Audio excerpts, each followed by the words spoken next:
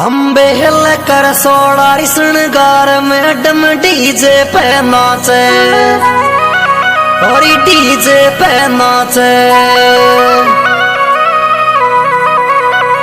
ही makeup चेहरा कोरी करवा सू बिल्कुल ब्यूटीफुल लागे। ही मेकअप चेहरा कोरी करवा सू छोरी ब्यूटीफुल लागे।